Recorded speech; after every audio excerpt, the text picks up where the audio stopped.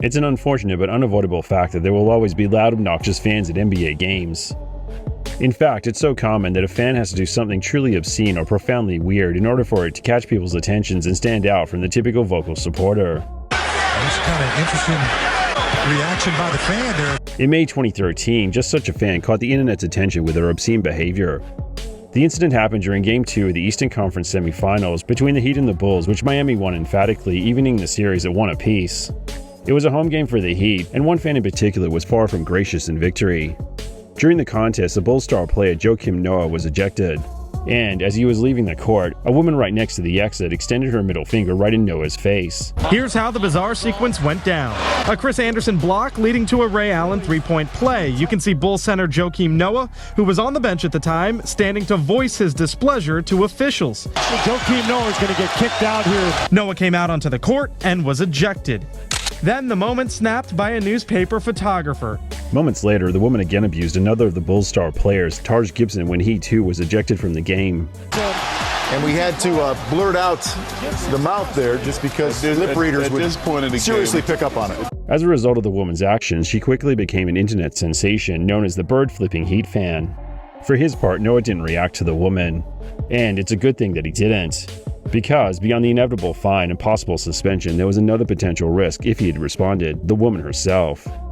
Following her sudden internet fame, journalists soon discovered the woman's identity. Then they looked into her past, and they found a story stranger than anything they could have made up. The woman's name was Philomena Tobias, better known simply as Phyllis. She was a socialite, a 3-time divorcee, and she was once a suspect for a potential murder.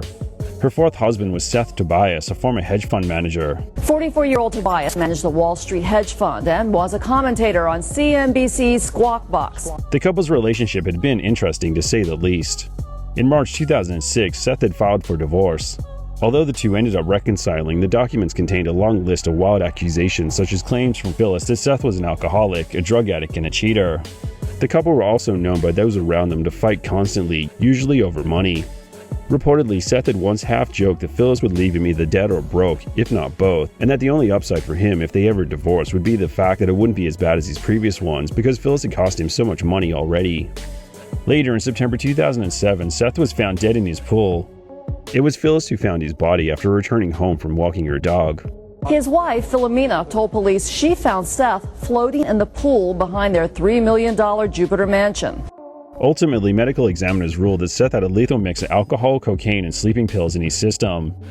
Understandably, given the volatility of their relationship, many believed that Phyllis had crushed up sleeping pills and given them to Seth, knowing that he'd go for a swim while she was away.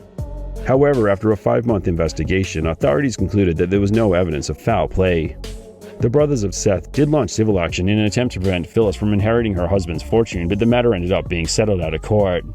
So, despite the speculation, Phyllis was free to inherit a large portion of Seth's $25 million fortune. Following the Game 2 incident, Phyllis received a warning from the Heat regarding her behavior towards Noah and Gibson, though she wasn't banned from future games. Not that that mattered, as she appeared to have actively avoided attending Heat games following her second encounter with sudden internet fame. Predictably, after Phyllis's past emerged, many basketball fans joked that Noah had gotten away lightly after his encounter with her. And, alarmingly, most people making that claim were only half joking.